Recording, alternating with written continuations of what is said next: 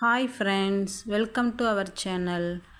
இப்போ தான் நம்ம சேனலை பார்க்குறீங்கன்னா மறக்காமல் லைக் பண்ணிக்கோங்க, சப்ஸ்கிரைப் பண்ணிக்கோங்க, பெல் பட்டன் இருக்கும் ப்ரெஸ் பண்ணிக்கோங்க. அப்போ தான் நம்ம போடுற வீடியோஸ் எல்லாம் உடனே வரும். வாங்க வீடியோக்குள்ளே போகலாம்.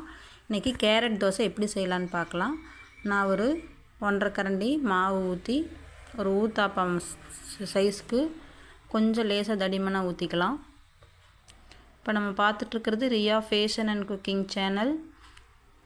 குழந்தைகளுக்கு மார்னிங்கில் டக்குன்னு செய்யக்கூடிய ஒரு ஹெல்த்தி பிரேக்ஃபாஸ்ட்டாக இது மேலே பார்த்திங்கன்னா கொஞ்சமாக கேரட்டை துருவி இப்படி தூவி விட்டுக்கலாம்.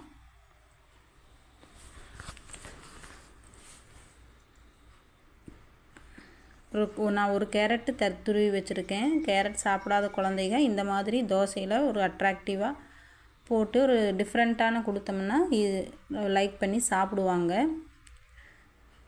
இந்த மாதிரி கேரட்டை நல்லா தூவி விட்டுக்கிட்டு நடுவில் பார்த்திங்கன்னா நம்ம ஒரு டொமேட்டோ ஸ்லைஸை கட் பண்ணி வச்சுக்கலாம். தக்காளி ஒரு ஸ்லைஸை கட் பண்ணி சென்டரில் வச்சுக்கலாம். இதுக்கு இடையில பார்த்திங்கன்னா நான் கொஞ்சம் மாதுளம்பழம் பொமோகிரானட் சீட்ஸை அப்படியே தூவி விட்டுக்கிறேன். சுற்றி நம்மளுக்கு நெய் வேணும்னா நெய் ஊற்றிக்கலாம், ஆயில் வேணும்னா ஆயில் ஊற்றிக்கலாங்க. பார்த்திங்கன்னா தோசையை நம்ம எப்படி செய்வோமோ அது போல் திருப்பி போட்டு எடுத்துட்டோம். பார்த்திங்கன்னா டக்குன்னு 2 நிமிஷத்தில் செய்யக்கூடிய ஒரு ஈஸியான பொருள். மறக்காமல் ட்ரை பண்ணி பாருங்கள். தேங்க்யூ.